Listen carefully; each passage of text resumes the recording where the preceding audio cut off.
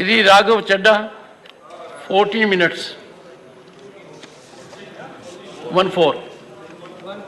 Sir, आज मैं सिर्फ 2 करोड़ दिल्ली वासियों की ओर से नहीं बल्कि 135 करोड़ भारतवासियों की ओर से बोलने के लिए खड़ा हुआ हूं। सर, इससे ज्यादा असंवैधानिक, गैर कानूनी कागज का टुकड़ा एक बिल के माध्यम से शायद ही आज से पहले कभी संसद भवन के भीतर लाया गया होगा। और अपना वक्तव्य शुरू करने से पहले मैं महाभारत के एक अंश का वर्णन करना चाहूंगा जिसे रामधारी सिंह दिनकर ने एक बहुत ही महत्वपूर्ण कविता में लिखकर बताया है, जिसमें भगवान श्री कृष्ण एक शांति दूत बनके पांडवों की ओर से हस्तिनापुर जाते हैं शांति का प्रस्ताव लेकर। कवि लिखते हैं, मैत्री की राह बताने को, सबको सुमार्ग पर लाने को, दुर्योधन को समझाने को, भीषण विध्वंस बचाने को, भगवान हस्तिनापुर आए, पांडव का संदेशा लाए। भगवान कहते हैं, दो न्याय अगर तो आधा दो, पर इसमें भी यदि बाधा हो तो दे दो केवल 5 ग्राम, रखो अपनी धरती तमाम, हम वहीं खुशी से खाएंगे, परिजन पर हंसी ना उड़ाएंगे। पर दुर्योधन वो भी दे ना सका, आशीष समाज की ले ना सका, उल्टा हरि को बांधने चला, जो असाध्य था उसे साधने चला, जब नाश मनुष्य पर छाता है, पहले विवेक मर जाता। सर, इसमें दिल्ली बिल का सार है। सर, हम न्याय की गुहार लगाने आपके सामने आए हैं, अपने हक मांगने आए हैं, अपने हक से ज्यादा मांगने नहीं आए। सर, मैं अपने वक्तव्य को 3 भाग में बांटता हूं। पहला कि ये बिल कैसे एक राजनीतिक धोखा है, पॉलिटिकल फ्रॉड है। दूसरा, ये कैसे एक संवैधानिक पाप है, कॉन्स्टिट्यूशनल सिन है। और तीसरा कि ये एडमिनिस्ट्रेटिव लॉकजैम यानी कि प्रशासनिक गतिरोध दिल्ली में कैसे पैदा कर देता है। सर, पहला राजनीतिक धोखा, यह कहानी है सर 1977 से लेकर 2015 की। लगभग 40 साल का लंबा संघर्ष भारतीय जनता पार्टी ने दिल्ली में पूर्ण राज्य का दर्जा स्थापित करने के लिए किया। 1977 में जब 3rd मेट्रोपॉलिटन काउंसिल दिल्ली में था, उसमें जनता पार्टी की सरकार थी। उन्होंने मता पास कर कहा कि दिल्ली को पूर्ण राज्य का दर्जा बनाएंगे। लगातार पूर्ण राज्य की दर्जे की मांग करते करते करते करते ये 1989 का लोकसभा का मैनिफेस्टो में बीजेपी का लाया हूं। 1989 के मैनिफेस्टो में पेज नंबर 361 पे पॉइंट नंबर 10 पे ये कहते हैं, grant statehood to UT of Delhi. यानी कि 1989 से लेकर लगातार ये लोग दिल्ली को पूर्ण राज्य का दर्जा दिलाने की मांग करते रहे। यहां तक कि जब 1991 में कांग्रेस की सरकार ने दिल्ली में विधानसभा का गठन किया, उससे भी ना पर्याप्त मानते हुए लाल कृष्ण आडवाणी जी, मदन लाल खुराना जी सबने बयान दर्ज कराए कि यह भी दिल्ली के साथ न्याय नहीं है, दिल्ली को पूर्ण राज्य का दर्जा मिलना चाहिए और हम इसके लिए आंदोलन चलाएंगे। और लगातार इन लोगों ने संघर्ष किया, आंदोलन किया। सर, 1999 में फिर अपने मैनिफेस्टो में बीजेपी ने, ये 1999 का मैनिफेस्टो है, ये जारी कर कहा कि हम दिल्ली को पूर्ण राज्य का दर्जा देंगे। Page number 132 point number 31, we will give full statehood to Delhi. Sir, इन लोगों ने बड़ा आंदोलन चलाया, संघर्ष किया, सड़कों पे लाठियां खाई, न जाने क्या क्या किया दिल्ली को पूर्ण राज्य का दर्जा दिलाने के लिए। और अंततः वो दिन आया जिस दिन वाजपेयी सरकार के उप प्रधानमंत्री आदरणीय लाल कृष्ण आडवाणी जी इस सदन के भीतर एक बिल लाए, द कॉन्स्टिट्यूशनल अमेंडमेंट बिल 2003, जो दिल्ली को पूर्ण राज्य का दर्जा देता है। यह बिल आडवाणी जी इस सदन के भीतर लाए और कहा कि दिल्ली को अधिकार देने की जरूरत है, दिल्ली को पूर्ण राज्य का दर्जा भाजपा दिलाएगी। यहां भी बात खत्म नहीं होती सर। इसके बाद 2013 के अपने मैनिफेस्टो में बीजेपी ने कहा हम पूर्ण राज्य का दर्जा देंगे। इनकी जून 2013 में नेशनल एग्जीक्यूटिव की मीटिंग हुई, उसमें मता पास कर कहा हम दिल्ली को पूर्ण राज्य का दर्जा देंगे। यहां तक कि इनके सांसद डॉक्टर हर्षवर्धन ने बयान दिया कि जब आदरणीय नरेंद्र मोदी जी देश के प्रधानमंत्री बनेंगे, हम दिल्ली को पूर्ण राज्य का दर्जा देंगे। ये इन सब ने सर लगातार बातें कही और दिल्ली को पूर्ण राज्य का दर्जा दिलाने की मांग लगातार भारतीय जनता पार्टी दिल्ली वालों के सामने रखती रही। सर, ये बिल सिर्फ संविधान का और लोकतंत्र का अपमान नहीं है, यह बिल लालकृष्ण आडवाणी जी का, अटल बिहारी वाजपेयी जी का, मदन लाल खुराना जी का, सुषमा स्वराज जी का, अरुण जेटली जी का, सबका अपमान करने का और उनके 40 साल के संघर्ष को मिट्टी में मिलाने का काम करता है। सर, मैं माननीय गृह मंत्री जी का बयान लोकसभा में सुन रहा था। उन्होंने कहा कि नेहरू जी ने, पंडित नेहरू ने यह बात रखी थी कि दिल्ली को पूर्ण राज्य का दर्जा नहीं मिलना चाहिए। मैं माननीय गृह मंत्री जी से कहना चाहता हूं, नेहरूवादी मत बनिए, आडवाणीवादी बनिए, वाजपेयीवादी बनिए और दिल्ली को पूर्ण राज्य का दर्जा देने का आज आपके पास ऐतिहासिक मौका है। दिल्ली को पूर्ण राज्य का दर्जा दीजिए। सर, इस बिल को लाने का असल कारण क्या है? यह बिल क्यों लाया गया है? पिछले 25 साल में दिल्ली में 6 बार विधानसभा के चुनाव हुए। 6 के 6 चुनाव भारतीय जनता पार्टी बुरी तरीके से हारी। यहां तक कि 2015 और 20 में आजाद भारत के इतिहास की सबसे बड़े जनादेश की सरकार अरविंद केजरीवाल ने दिल्ली में बनाई। क्योंकि ये पिछले 25 साल चुनाव नहीं जीत पाए और अरविंद केजरीवाल और आम आदमी पार्टी के आने के बाद ये जानते हैं कि अगले 25 साल भी ये लोग चुनाव नहीं जीत पाएंगे, तो सरकार को नष्ट करने का काम कर रहे हैं। ना रहेगी सरकार और ना रहेगा चुनावों का महत्व, ना रहेगा बांस, ना बजेगी बांसुरी। लेकिन मैं आज इस मंच से भाजपा से अनुरोध करूंगा कि कम से कम लालकृष्ण आडवाणी जी को न्याय दीजिए, कम से कम उनकी इच्छा पूरी करिए, दिल्ली को पूर्ण राज्य का दर्जा दीजिए। सर, मेरा दूसरा भाग कि कैसे यह बिल एक संवैधानिक पाप है। सर, पहली चीज, ये abuse of ordinance making powers है, आर्टिकल 123 जो संविधान का देता है। संविधान ये कहता है, और वाईवी चंद्रचूड़ साहब का AK Roy versus union of India एक बड़ा महत्वपूर्ण लैंडमार्क जजमेंट है, जिसने कहा कि ऑर्डिनेंसेस सिर्फ आपातकालीन और विषम परिस्थितियों में लाए जाएंगे।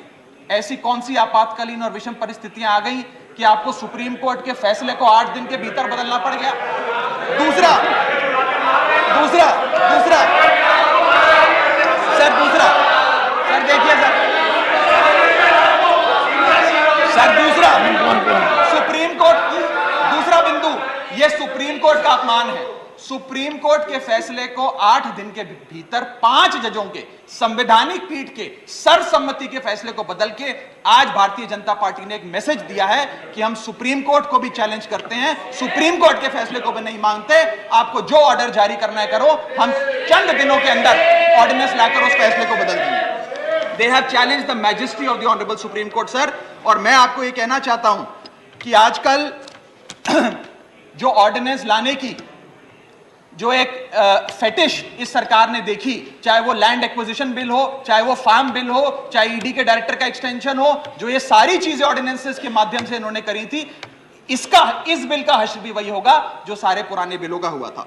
सर, थर्ड बिंदु कि कैसे ये बिल संघीय ढांचे को एरोड करता है। हमारा भारत का संविधान और सुप्रीम कोर्ट का 2023 का 2018 का संवैधानिक पीठ का फैसला कहता है कि दिल्ली के पास एक यूनिक फेडरल आइडेंटिटी है, यूनिक कॉन्स्टिट्यूशनल आइडेंटिटी है, और भारत का संविधान जो हमें संघीय ढांचा देता है, जो शक्तियां देता है, उन शक्तियों को एनक्रोच करने का काम यह सरकार करती है, हमसे अफसरशाही और तमाम शक्तियां छीनकर।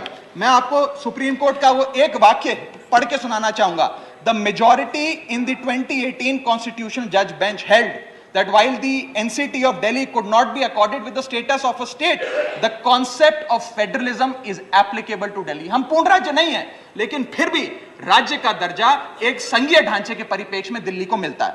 उसके बाद सर, इन लोगों ने तो कमाल ही कर दिया। आज बिना संवैधानिक संशोधन लाए संविधान को बदल दिया, मात्र एक एक्ट ऑफ पार्लियामेंट से, जो आज तक शायद भारत के इतिहास में कभी नहीं हुआ। सर, इसके बाद ये बिल पार्लियामेंट्री अंडरमाइन करता है प्रिंसिपल्स ऑफ कलेक्टिव रिस्पांसिबिलिटी को। भारत का संविधान कहता है सर कि परमानेंट एग्जीक्यूटिव और पॉलिटिकल एग्जीक्यूटिव मिलके लेजिस्लेचर के प्रति जवाबदेही होंगे। ये प्रिंसिपल ऑफ कलेक्टिव रिस्पांसिबिलिटी है। इसमें से परमानेंट एग्जीक्यूटिव यानी कि अफसरशाही को छीनकर ये पूरी तरीके से कलेक्टिव रिस्पांसिबिलिटी का प्रिंसिपल, जिस पे सरकारें चलती हैं इस देश में, उसे ध्वस्त करता है। और आखिरी बिंदु संवैधानिक अपराध का, ये ट्रिपल चेन ऑफ अथॉरिटी को तार तार करता है sir. Triple chain of accountability ये होती है कि अफसरशाही की जवाबदेही मंत्री को, मंत्री की जवाबदेही लेजिस्लेचर को, और लेजिस्लेचर की जवाबदेही जनता को। इसमें से अगर आप अफसरशाही हटा देते हो तो फिर जवाबदेही की जो ये ट्रिपल चेन ऑफ अकाउंटेबिलिटी ध्वस्त हो जाती है। तो ये काम करके संवैधानिक अपराध एक प्रकार से सरकार ने किया है। सर मेरा आखिरी भाग, ये कैसे एक एडमिनिस्ट्रेटिव हाराकिरी, एक एडमिनिस्ट्रेटिव गतिरोध पैदा करता है। ये कहता है सिर्फ उपराज्यपाल ही ट्रांसफर पोस्टिंग करेंगे एक समिति के माध्यम से, यानी कि अफसर अब मुख्यमंत्री के नहीं सुनेगा, मंत्रियों की नहीं सुनेगा। अगर अब दिल्ली में किसी के घर में बिजली नहीं आ रही, पानी नहीं आ रहा, किसी के बच्चे का स्कूल में दाखिला नहीं हो रहा, तो वो उपराज्यपाल के पास जाएगा, अपने मंत्री मुख्यमंत्री के पास नहीं जाएगा। क्या लोग जानते हैं उपराज्यपाल कहां रहता है? उपराज्यपाल कौन सी विधानसभा से चुनाव लड़ा, उपराज्यपाल ने कौन सा चुनाव जीता? लेकिन सारी शक्तियां एक चुनी हुई सरकार से निकालकर उपराज्यपाल को देता है। यह आगे कहता है सर ये बिल कि हम एलजी को सोल डिस्क्रिशन देते हैं, स्वयं के विवेक से फैसले लेने की तमाम शक्तियां। आज तक उपराज्यपाल और गवर्नर काउंसिल ऑफ मिनिस्टर्स की एड एंड एडवाइस से बाध्य थे, लेकिन यह बिल उपराज्यपाल को सुपरसीडिंग पावर देता है।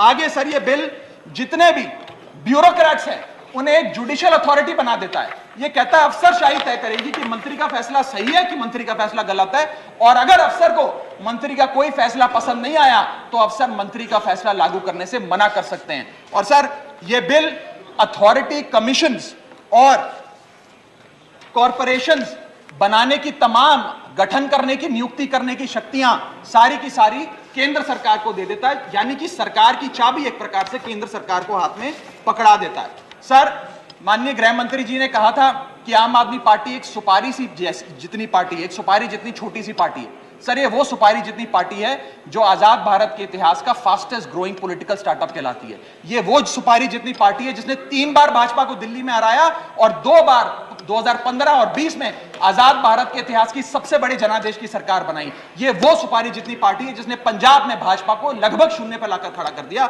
ये वो सुपारी जितनी पार्टी है जो 10 साल में राष्ट्रीय पार्टी बनी। ये वो सुपारी जितनी पार्टी है जिसके 161 विधायक और 11 सांसद है। और ये वो सुपारी जितनी पार्टी है जिसका काम देखने के लिए first lady of United states of America और यूनाइटेड जनरल के पूर्व प्रमुख बान की मून आते हैं। सर मैं आज अपने साथी जो आंध्र प्रदेश और उड़ीसा की सरकार चलाते हैं उन्हें कहना चाहूंगा, आपकी जरूर कुछ मजबूरियां रही होंगी जिसके चलते आपने ये फैसला लिया इस सरकार के इस बिल का समर्थन करने में। कुछ तो मजबूरियां रही होंगी, यूं ही कोई बेवफा नहीं होता।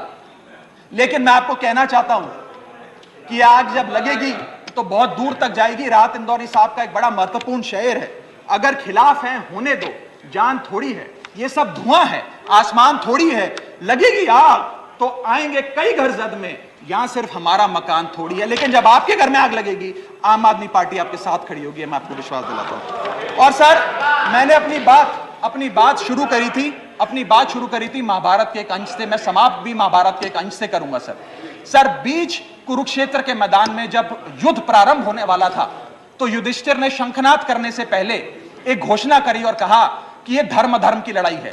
मेरी सेना में खड़े मेरे पीछे जितने योद्धा हैं, अगर उन्हें लगता है कि धर्म मेरे साथ नहीं कौरवों के साथ है तो मेरी सेना छोड़कर सामने वाली मेरी दुश्मन की सेना में जाकर खड़े हो जाएं, उनकी ओर से युद्ध करें। और अगर कौरव सेना में कोई योद्धा है जिसे लगता है कि धर्म युधिष्ठिर के साथ है, पांडवों के साथ है, तो आप कौरवों की सेना छोड़कर मेरी सेना में आइए, मैं बाहें फैलाकर आपका स्वागत करूंगा। उस समय कौरवों का एक भाई युयुत्सु कौरव सेना छोड़कर पांडवों की ओर आया और पांडवों की ओर से युद्ध लड़ा। मैं उसी बात का जिक्र करते हुए आज इस सदन में बैठे तमाम सांसदों को कहना चाहता हूं, राज्यसभा काउंसिल ऑफ स्टेट्स है, हम लोग काउंसिल ऑफ स्टेट्स है, जहां ज्यादा जिम्मेदारी बनती है राज्यों के हकों की, अधिकारों की रक्षा करने की। मैं मांग करता हूं आज आप लोग पार्टी लाइन से ऊपर उठकर, विचारधारा से ऊपर उठकर संविधान को बचाने के लिए, लोकतंत्र को बचाने के लिए इस बिल को हराइए। आज ये इतना असंवैधानिक और गैर कानूनी बिल अगर ये सफल हो गया तो हो सकता है आज के बाद आने वाले समय में ये लोग देश में चुनाव ही ना कराएं, चुनावी प्रक्रिया को खत्म कर दें। बहुत बहुत शुक्रिया।